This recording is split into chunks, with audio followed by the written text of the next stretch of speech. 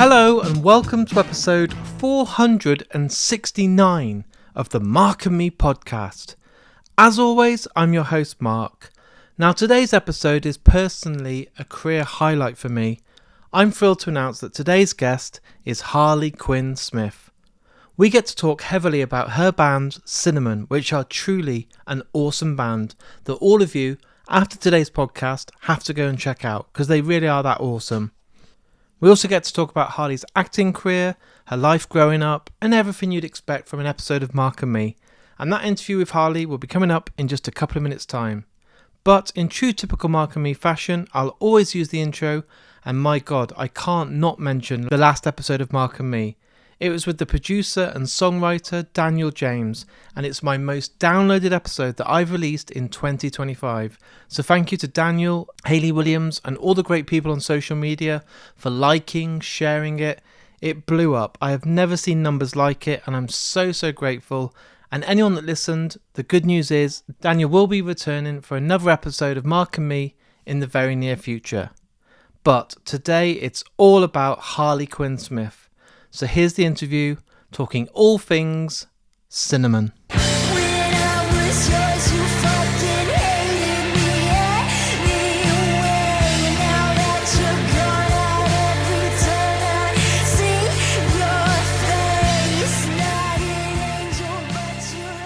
So Harley, welcome to the Mark and Me podcast.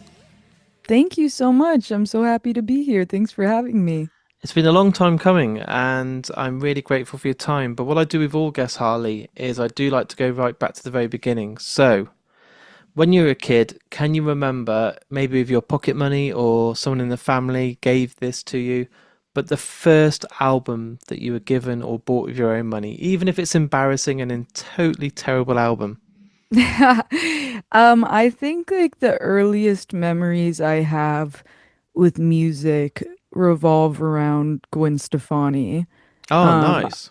yeah, I was always like such a huge fan of hers, and I used to have this tour video of hers. It was like a fully filmed performance when she was on one of her tours. And I would just watch it all the time, and I was just like totally enamored with her and amazed by her. Um, and that is, I believe that's the earliest memory I have revolving around music. Later on, it definitely transitioned more into like My Chemical Romance and in a more emo direction than Gwen Yeah, Stefani, but it started it started with Gwen Stefani. it's a hell of a good foundation to build on. And I Thanks. wondered, I'm 43, so my first gig, I was very lucky. I've told this story a lot, but I was very lucky. I got to see Green Day on their Dookie tour. Oh wow, So that's pretty I feel like iconic. they were in their like prime at that moment. It was so good. And I came away from that gig thinking, I want to be in a band. Like, that's all I want to do. And I Yeah. wondered, were you lucky? Was your first gig unbelievable, or is it one that you don't really tell people? My first, like me playing or No, one me that you actually seeing. went to. Oh, I do think my first concert was also Gwen Stefani. A I lot of I love for think Gwen today. yeah, yeah. A lot of love for Gwen.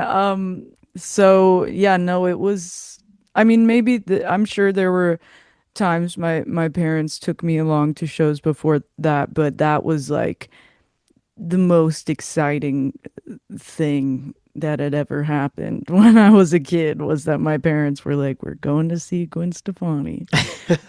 And I was just like so excited. Did you want to be like famous and a musician at that point, or were you like, oh, dad's gonna want me to be in film, or were you like, I don't know what I fucking want to do? I mean, I've never been interested in like being famous, but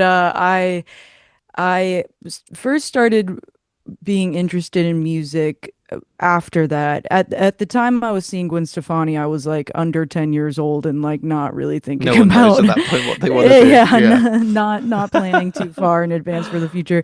But when I was 12, I that's when I started to get into My Chemical Romance, and that's when I started to become interested in making my own music. And through being a huge fan of My Chemical Romance, I found Gerard Way, the singer of My Chemical Romance, his wife, Lindsay Way. She was in a band called Mindless Self-Indulgence, and she played bass in it.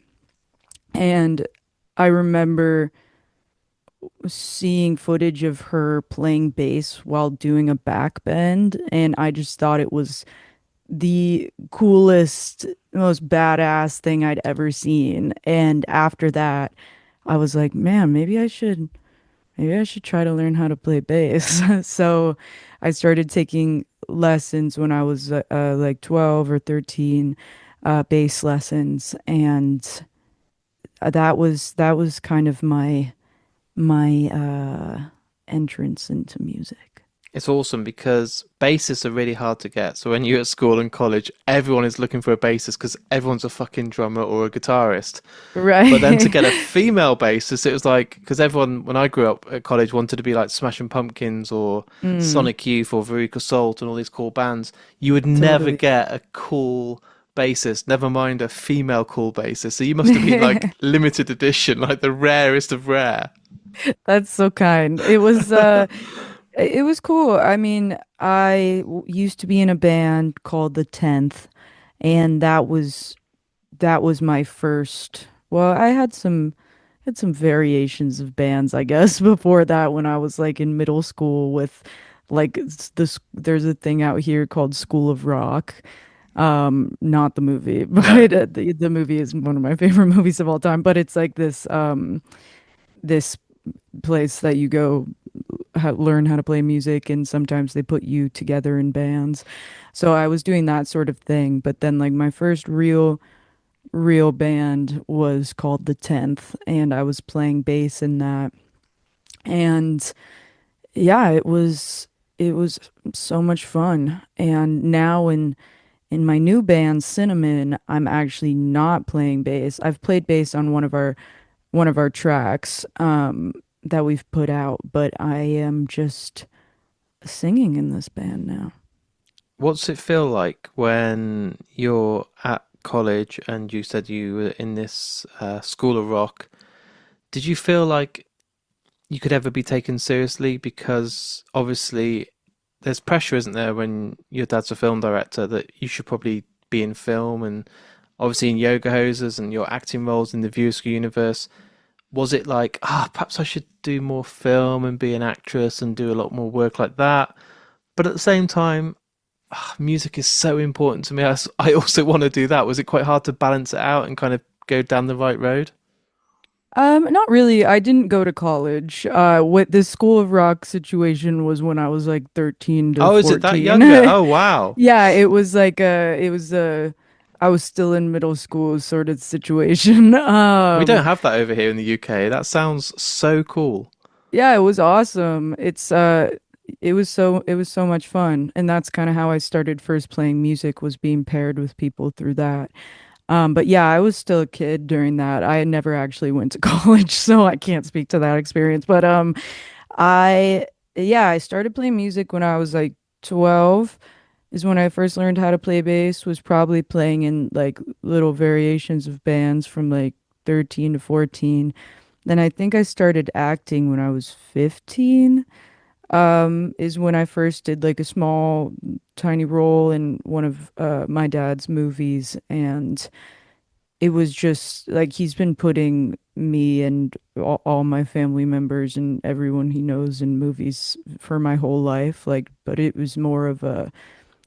it's always been more of a photo album, a Yeah. moving photo album, if you will, to just kind of look back and be like, oh my gosh, there's Nan and Pa, or oh my gosh, there's me when I'm like a baby or whatever. But this was kind of the first role that I was speaking in, and I definitely like went into it just considering it another moving photo album moment.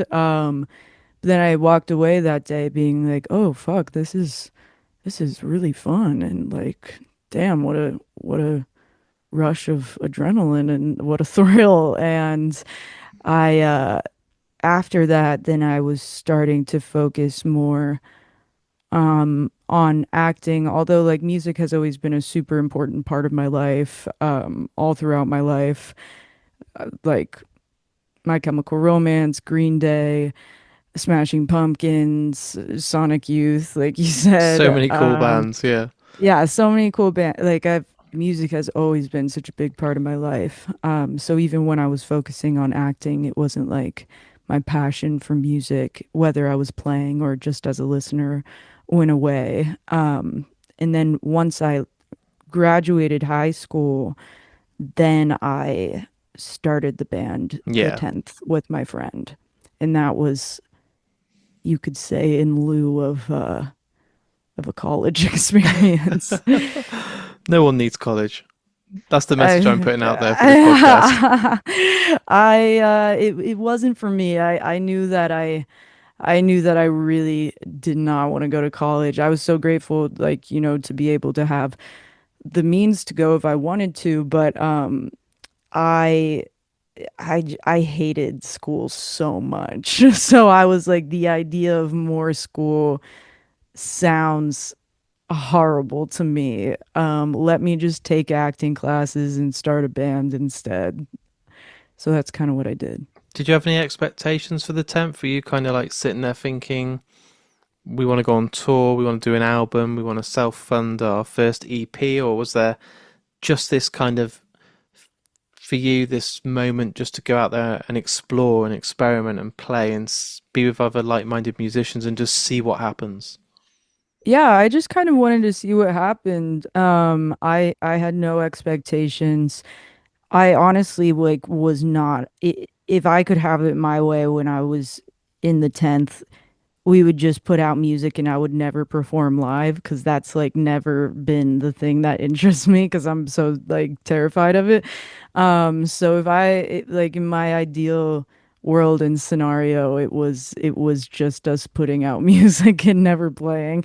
But then we started to play and it was cool but terrifying. But yeah, no, my friend and I, we were just we went to a show at this spot called The Smell in downtown LA, and we saw a band that was like uh I don't know how to say it, but like um it seemed obtainable what they were doing. Yeah, that's fair. It seemed like, oh, this looks fun, and like I think we could do this if we wanted to. And so, yeah, we left that night, and then the next day we were like, yeah, let's try this out. That's And awesome. And it's like you felt it was reachable. It was genuinely something that wasn't like an Oscar-winning film performance where you're like, oh, that's going to take ages to get to. Like, it's not to yeah, like sell out a stadium like My Chemical Romance. It's actually playing a local show, putting on a good show, being with like-minded musicians, and probably just having a fucking great time. totally. We were just having a great time. It was me and one of my best friends, Taylor Blackwell, who started the 10th, and we were honestly just having a good ass time. And that's kind of in like people listened to it, which was like blew my mind. I feel like in the past when I've like set out to do things that people end up listening to, like my my music or podcasts or whatever, like I've never expected that outcome and have always been pretty surprised when it happens. So yeah. So I don't know the full story. I follow your Instagram. I know your dad. I know the Kevin Smith story and all the stuff that your family's been through. But I don't know the story about the 10th very well. I know that I saw pictures of the band and heard bits, but why did it come to an end? Was it just other commitments and life getting in the way and, kind of Yeah. directions that you were taken away from it? Yeah, I'm trying to think like I believe it was when I went to go film my TV show called Cruel Summer. I think maybe that Yeah. was what happened. We just kind of nothing really like big, bold, or drastic No ever rock and like roll story happened. here. Yeah. Yeah, and there was no like like I'm still friends with everybody. Um Musical differences.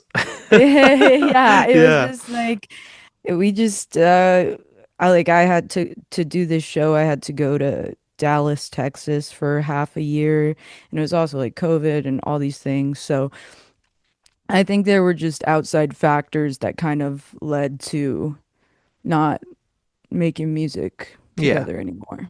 But it wasn't there was no big blowout of any kind. Did there feel quite quickly a huge hole that needed filling where you're like, oh, I miss this creativity, I miss playing, I miss songwriting, I miss just being around other people that want to write music? Honestly, no, at the time, like I was like super hype on acting and like I booked this show and I was like, "Oh my God, this is awesome." And like I'd done a couple movies and stuff, so I was like I feel like my passion for music and acting are kind of equal, but just feels so different to me. Like music feels more in my control and acting feels like there are so many outside factors that I don't have control over. So they have very different feelings to me, but I'm I would say I'm probably in equal parts. Um, I feel as passionate about each of them. So at the time I was just really focused on acting and music wasn't so much like I wasn't thinking too much like I miss this. But then a couple years and I kind like that's kind of happened a bunch of times in my life. Like I before the band, I was focusing on acting and then I got so fed up with acting that and then we started the band and then I was like, I don't care about acting anymore. And then we put out an EP and an album with the band and I was like, this is it. This is awesome. And then became passionate about acting again. And then after that, like a few years after that, I was like, well, fuck, I miss music and Yeah. acting is like excruciating and like excruciating waiting process and like I have a lot to say and I need a creative outlet that I can control and that is not where my fate is not in the hands of someone else. So, I love your honesty there. Like, it's thanks. so true because being a musician, you're in control of your instrument, the music you write, unless you're in a massive, huge record deal that's telling you what to put out on the radio and what songs are meant to be on Spotify to get the most streams. But if you're just writing and being creative, you're kind of in charge of your own legacy. Where films, Yeah, you're waiting on producers, actors, other directors,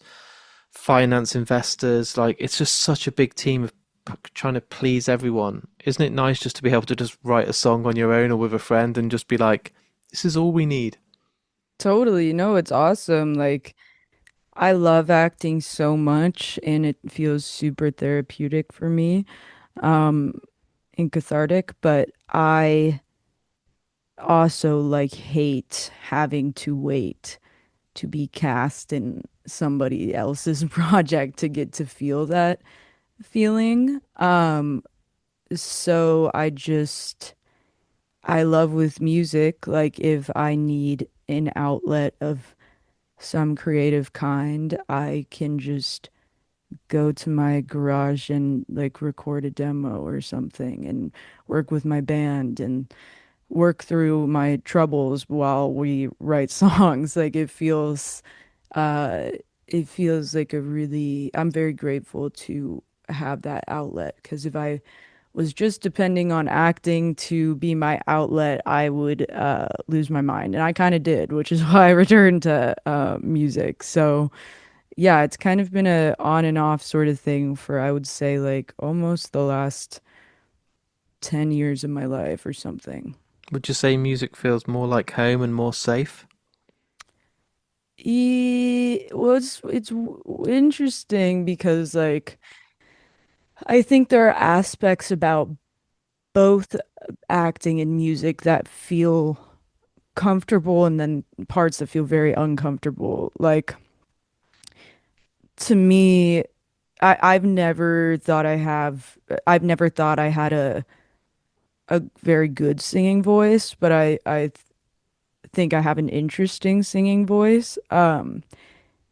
I like my biggest inspiration is Courtney Love and Hole, and um like her voice to me is just so interesting and intriguing, like, and it's so beautiful to me when she is yelling and is able to really show depths of emotion through her voice, even though per se she's not like singing in a classically stunning way that like um really like an opera singer or something. Like she just has this really interesting voice. And so I kind of feel that way about myself. So like I've it's been a journey to kind of gain confidence in my voice, um and kind of find what sounds best for my voice. So in that way, I I it's been uncomfortable but is getting more comfortable, kind of having to work through a bunch of barriers of self-doubt or shame, and uh trying to learn how to overcome that to really do what I would love to do. What an inspiration when you talked about Hole, because I grew up in the 90s, I was born in the 80s, and I bought Live Through This, and it changed my life. And I listened to songs like Asking for It and Violet and Mhm. Jennifer's Body and obviously Doll Parts. And Right. everyone was always, oh, it's Kurt Cobain's wife's band, you need to listen to Hole. Right. But they should stand as their own thing because they are so fucking raw and so chilling with how powerful her voice is. And it's just, you can hear her throat as she sings. It's this sound that no one else can do. There's no one else that sounds like Courtney Love. And I miss that Totally. band, and I wish I'd been able to see them and, hear these songs Same. live.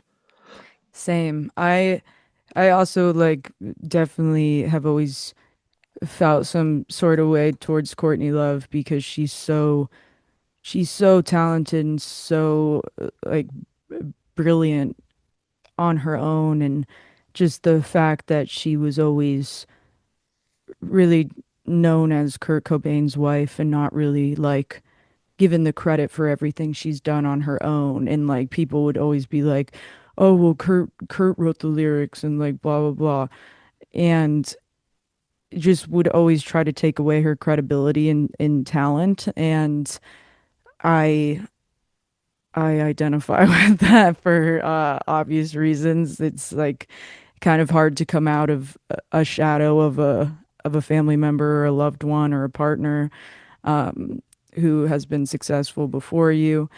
So yeah, it's I've always identified with her story.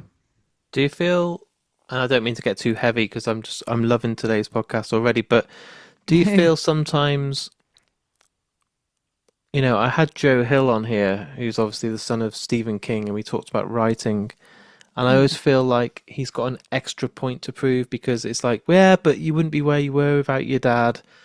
mhm. And I wondered, when you're trying to do something, if it's acting in Yoga Hosers, which is your dad's film, but you want to put out an album, do you always feel like you're slightly, not cursed, because that sounds like a negative word, but you've got this extra point to prove because it's like, oh yeah, but you're Kevin Smith's daughter, and you've probably, been given a chance that others wouldn't. When actually you've had to probably work even harder to break that.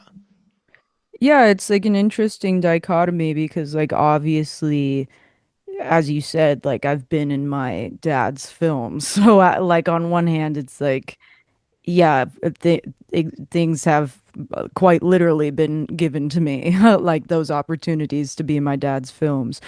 But at the same time, it's there's already like a perception around you, And to work to kind of prove your worth on your own is it just feels like a big pressure that is almost like a deterrent from even trying sometimes. Like I feel that way about writing a lot. Like it's I would love to make my own films and I will.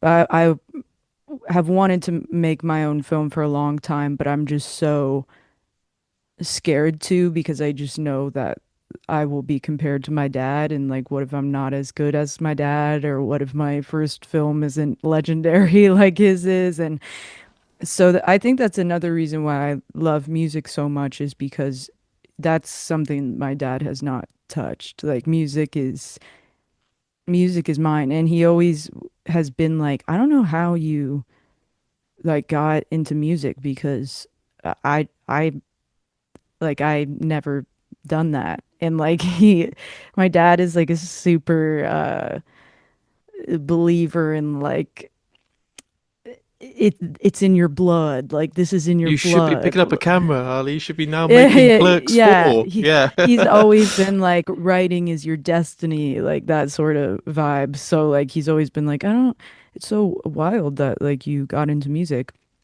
And he's super supportive and stuff, but like he's a very much big believer in like writing's in your blood. This is like filmmaking's in your like that sort of thing. So yeah, I don't remember what I was saying, but Like you've got this, I think you've got this like extra point to prove. I think you have to, I think you've got a bit of a weight attached to you in a completely complimentary way. I respect you. I respect your dad a hell of a lot. He's the reason I started podcasting. But I feel like nice. you've always got this point to prove because you probably have to show like you've earned your right to do what you do. It isn't handed to you on a plate, especially within music, you know.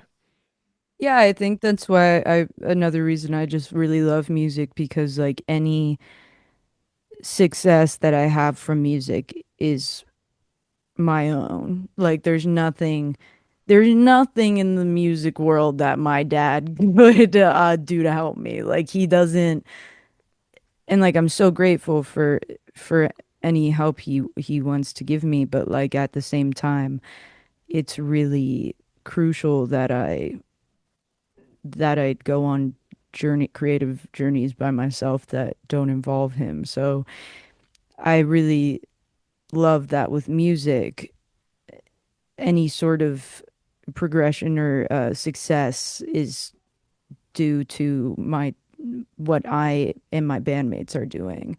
So I I think I really like that aspect of it. Too fucking right. You've earned it.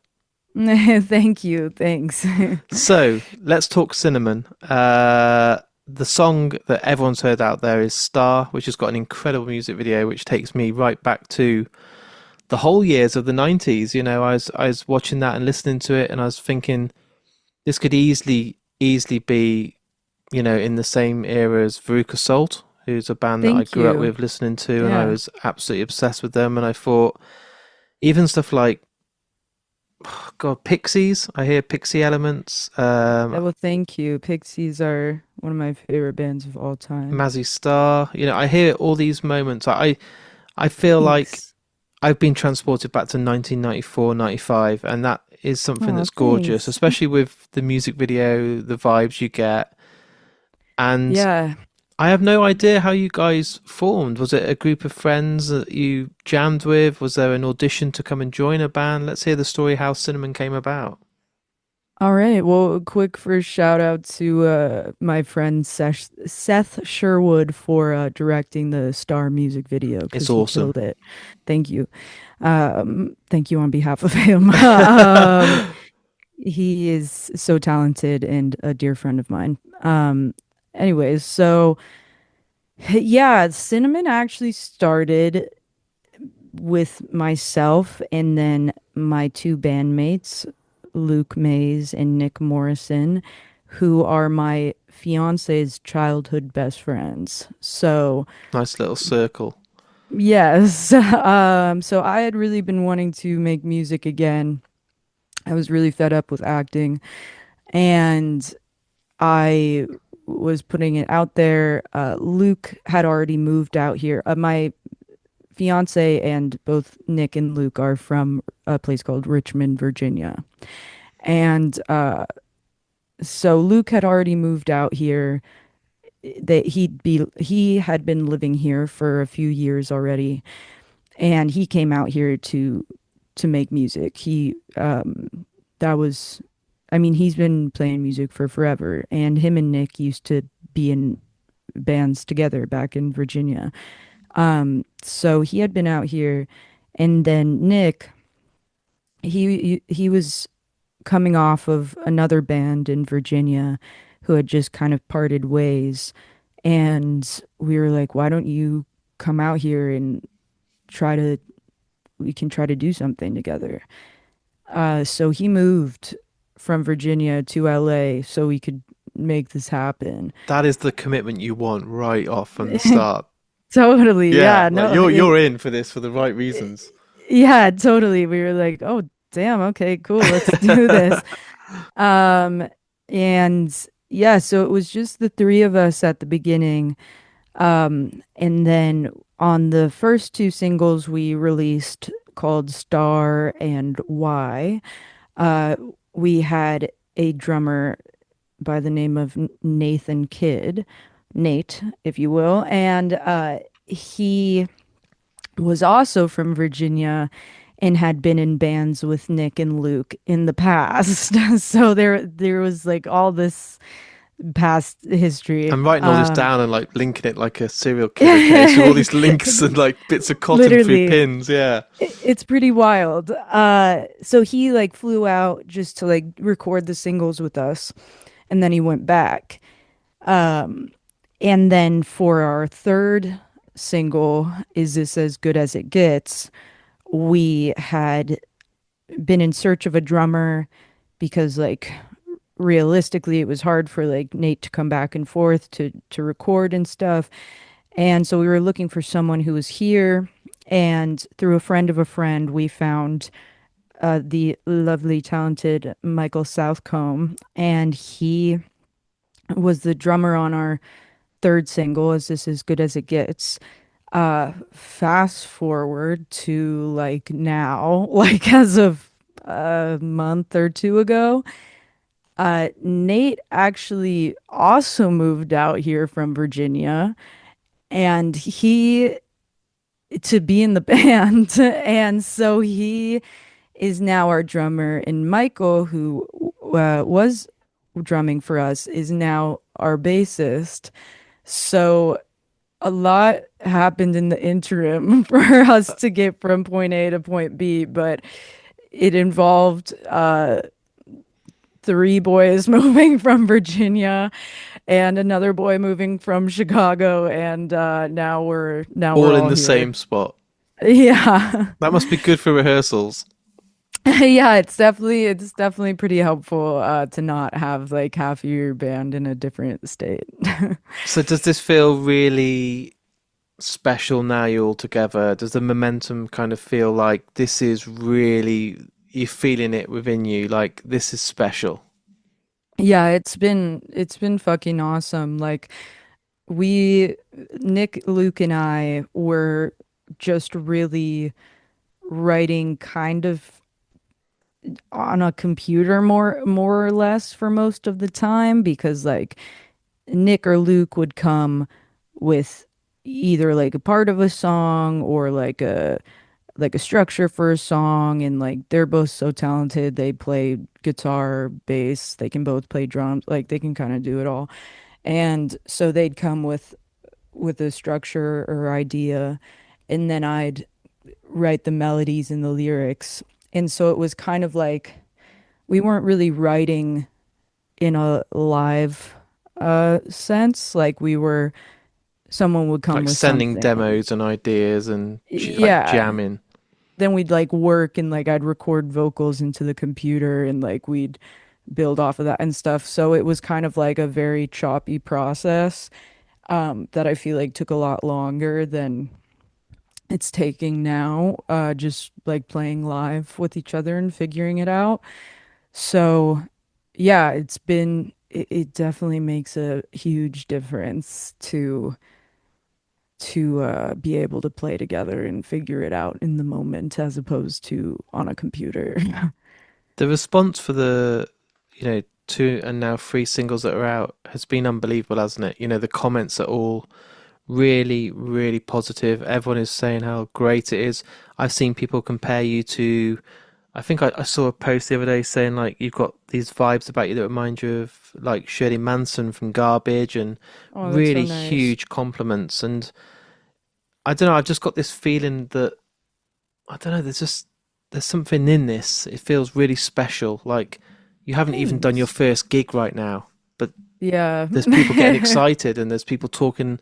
All the YouTube comments. There's no trolls. It's lovely to see people are just embracing the '90s vibe and the great music and supporting you. It's like this feels really, really lovely. Thank you. Yeah, it's been really cool. Like we I don't know, we really had no expectations, so it's cool that people are responding to our sound, and I am super influenced by the 90s, and all the music I love is from the 90s. There are some really amazing like current bands as well, but that I draw inspiration from, but a huge part of my inspiration are from 90s bands. So it for people to compare us to any of the bands I admire is like such a big compliment. It means a lot. What's the pressure like knowing that you're fronting this band? We all have anxiety. We all feel low sometimes. We all feel stressed to get Oh up on yeah. stage and kind of perform these songs and want to prove your point and hope it all works and comes together. I don't mean to scare you now, moments before you Oh go, no, but trust me, I've been scared. I've been scared. It's in the 10th I was playing bass, and like I would sing occasionally, but the vocals were kind of split up between my bandmate Taylor and I. And so she sung some songs, I sung some songs, we sung some songs together. But I was always playing bass, so it was helpful to have a bass between myself and the audience. I felt like I felt a lot safer having a bass between myself and the audience. And so to now just, oh, is that a dog? this is little Florence. Oh my God, what a cutie. Oh my gosh, Do you know how hi. old Florence is? How old? Almost 18 next month.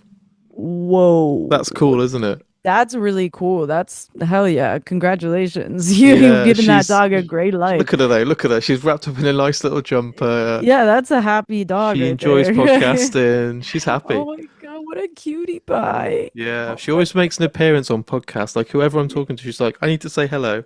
Oh, hi. There you go. You interrupted Oh Florence because we were just talking about how it is having a bass my. guitar in your hands. Yes, it's just feels a lot safer. Um Now there's only a skinny little mic stand between myself and the audience, so that feels much more vulnerable. It must be scary, and I don't want to put you off, but you want to kind of control the audience, put on a stage show. You kind of switch it on, even if you're having the worst day. I've talked to bands like this. Like I've had Kat Von D on, who obviously came from a career in tattooing and makeup, and then went into music. And it was like, how do you turn it on if you're just not feeling it? And you got to pick up that mic and go on stage and just suddenly kind of press a button and be like, I'm a performer. I'm now a singer. I'm now trying to get my words across with the music in me. And I think it's like a magic power that people have that can just do it. Yeah. No, I mean, some of the, like, obviously there are people like Courtney Love who are very much she's very much herself on stage as she is in real life, it seems. Yeah. But then there are singers like Gerard Way from My Chemical Romance, who's actually quite shy and reserved in real life, but able to do these incredible things on stage that are just so theatrical and uh just I don't know, so beautiful. And so I'm I'm not like the most confident person in my real life, so I think I'm gonna need a pressing that button sort of situation for me to be able to do it. But yeah, it's gonna be interesting. It will be my first time stepping into that position on Saturday in a mere How do you feel 4 as we days. sit here today, 4 days before it? Are you anxious? Are you excited? Are you kind of got the adrenaline, or are you just not trying to think about it too much? Definitely excited and anxious. Last night I could not sleep because I was just like running through everything in my head. So yeah, I have anxiety as well as a slew of other mental disorders, but like I have pretty bad anxiety, so just trying to silence those thoughts and deal with them and focus more on like how exciting it is rather than like, oh my God, this is happening. What am I gonna do? So I keep trying to think about like how amazing it will feel when the show is done, which Yeah, is maybe like not the best thing to like focus on or whatever, but you'll probably be then like, bring on the next one. Like, come on. yeah, I think Yeah. I God willing it goes as well as we want it to. Hopefully after I'm just like this is amazing. This feels amazing. So, Announce a tour. Yeah, this will be like, let's do more. yeah. Totally. What's the set list looking like? Because obviously with 3 songs out there that the public know, Yeah. have you got plenty more songs in the back burner that are ready to kind of be recorded or demoing, or are you going to throw some covers in, or how are you going to kind of fill like a slot's worth of material? There's a selection of new songs that no one's ever heard before, that will be on our EP slash album. We haven't really decided yet, but that we have to still record. Because we just kind of wanted to record the 3 songs we have out right now to just like put music out right away. Like we kind of weren't trying to wait for everything to be done because we just wanted to put stuff out there and see how it went. So, and now that we have the whole band, like it's gonna be so much easier to record. But so yeah, we're gonna be playing a bunch of new songs, couple covers. Um, I'm excited. It sounds really exciting. I was about to say, what do we do about wanting new music? So there's nothing recorded at the moment, but Mm, with all of you in the same place, surely yes. you're recording as many demos as you can and not relying on sending stuff via email. You can sit together in the same room. I'm sure you've probably never felt as inspired or creative as you do when those people are all around you in the same actual building. Yeah, no, it feels awesome. We were practicing in my garage for a while, and then my neighbor called the cops on us, and then called the cops on us a second time, and now we had to find a new place to go. But yeah, now we're rehearsing. We're actually rehearsing at my parents' house right now. Because we were just like, fuck, what do we do? Like, so yeah, my parents were so gracious as to let us move all of our stuff and take over a room in their house. And that's where we've been rehearsing for the show. Um, a friendlier neighborhood, I guess, than mine. But yeah, no, it's been really fun. It's been super fun playing all together. Like I've been having when I'm having horrible days or just feeling really down or unstable, like rehearsing with everybody, I'll leave feeling a lot lighter and more hopeful about life. Thank God for music, eh? Yeah, exactly, The exactly. best Prozac there is music. Literally, when my antidepressant is not doing its job like it needs to, music definitely helps it be more efficient. Yeah, Radiohead and Jeff Buckley are my go-to kind of tablets. I feel like Mm, if I can listen to In Rainbows or Jeff Buckley Grace, I can just be healed in that moment. I'm like, thank you so much for always being there when the tablets aren't doing their thing. Totally, totally. So It's helpful to it's have some you need help those from your albums and favorite artists. bands. Yeah. I was wondering if you've had any challenges where you've recorded these songs, you've put them out, and now that you're all rehearsing together and then trying to get them ready dynamically to then play live. It's a challenge, Yeah. isn't it? Because you want to do the record justice. You want to make sure it sounds as good as that produced studio version. Have you been like singing back with the band or the guitars or the drums or something? Just it's just like this is hard to kind of transcribe and get it ready for stage. It's like we're not getting the dynamics right, or it's sounding too heavy, or it's not heavy enough. Yeah, no, I think the biggest difference is like um in I think all of our songs, or definitely in Star the most, there is a lot of synth happening, and we don't have a synth player, nor am I going to be Sitting over trying your to do synth that. while Yeah. singing. I cannot be doing that No. at the same time. Mental I breakdown live on am stage.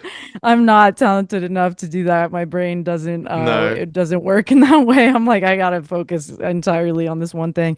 So like the lack of synth is the biggest difference, but where we have lost synth in the live versions of the songs, we've kind of come up with other things to replace that sound.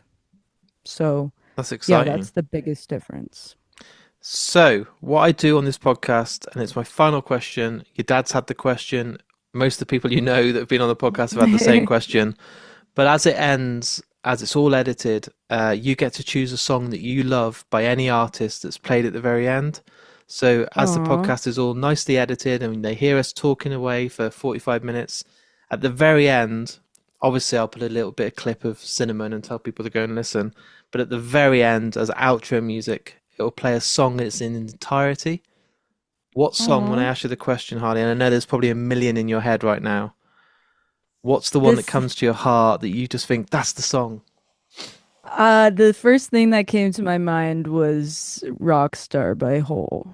Fuck yeah. I love that song.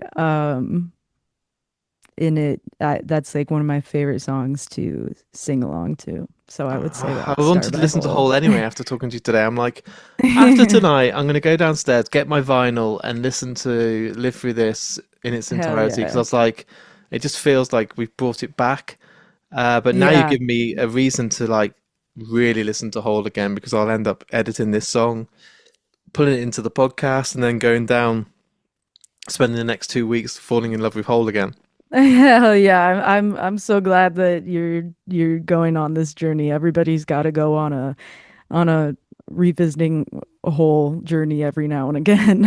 It's going to be good. Thank you so much for coming on the podcast. Genuinely, our Thank paths have you. crossed a few times. I've seen you at like when I first got your dad on the podcast 9 years ago. We were at the Prince Charles for the Oh wow. it was the Yoga Hosers premiere, and it played back to back Wow. 2 nights running. And I No interviewed your way. dad in reception for the very first episode of this podcast. And That's so you were cool. stood there waiting, and I was like, I'm really sorry about this. I'm just going to bombard your dad with like 10 questions. And me and you got a photo. I know you won't remember it, but you were there was like a screening from like 7 till 9 and then another till midnight. It was like back to back screenings of Yoga Hosers. And Yeah. yeah, I was like, oh, I really hope one day we can get you on the podcast. And then this journey's gone crazy where most of the viewers people have been on, like I said, Jeff, Brian, Jay. We've had nearly everybody. Scott's been on 3 times, like Oh, loads and nice. loads. You've talked to everybody. And then the moment came up where I was like, I just want to talk to you about music. I don't need to talk to you about films and everything else. And it's just all come together at the right point. I'm so glad. That's so wild that we've crossed in Yeah. the past at the Prince Charles Cinema. I remember that like super. Let me see I while I'm on the phone. Carry on talking, and if I've got the picture, because that would be Oh crazy. my gosh, I would love to see it because my memory is not that great, and I've smoked a lot of weed between that time and now, so my memory is extra foggy. But I remember that day, so I remember standing in front of the cinema, and I remember being there with my dad and my best friend, and it was such a special little night. Before we started recording tonight, I think you mentioned briefly that you were working on a script. You were reading a Yeah. script. So are you still looking to try and obviously balance music and carry on doing acting and do some more performances soon? Yeah, definitely.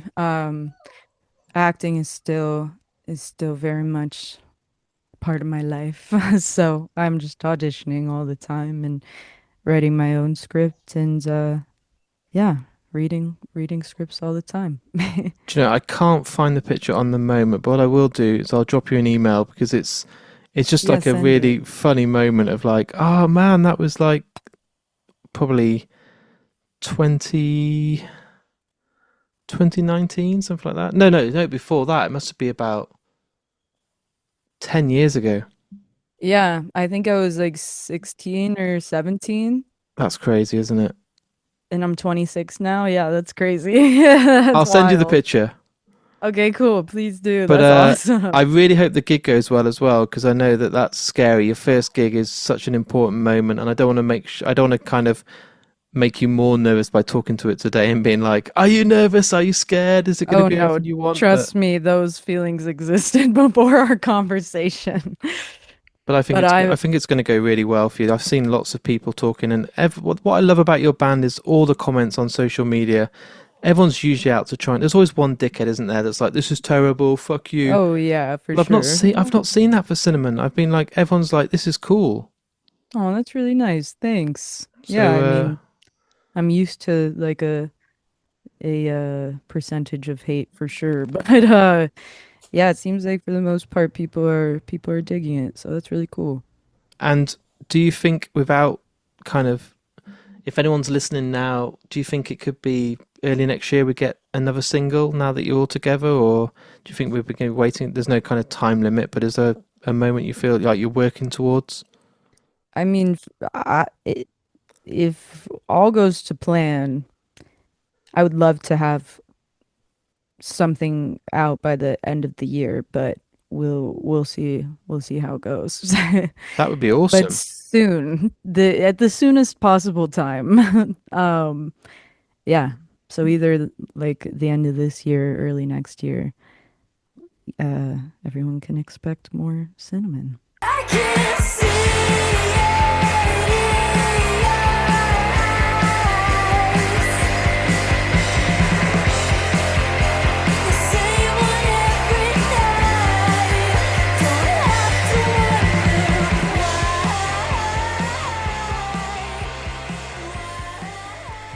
So there it is. There's my interview with me and Harley Quinn Smith, a guest that I've wanted on Mark and Me for many years. You know my love for Kevin Smith. It launched Mark and Me. I've had viewer skew guests all the way through the career of Mark and Me, so to add Harley to the list is a dream come true, and I'm so grateful for Harley for taking the time to come on the Mark and Me podcast. As I said at the start of today's interview, please go and check out her band Cinnamon.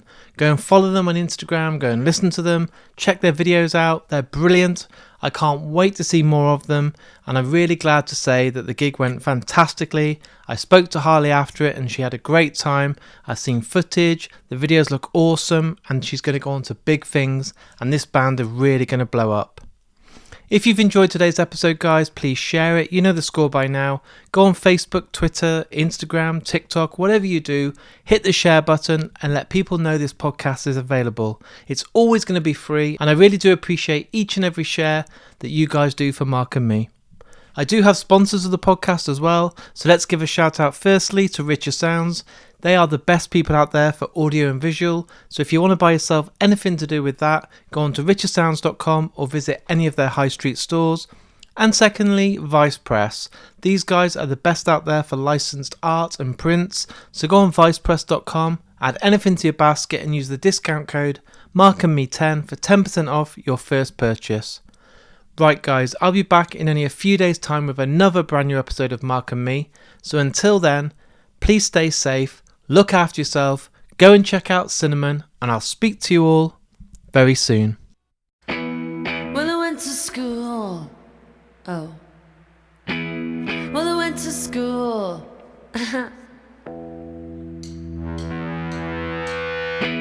Well, I went to school in Olympia.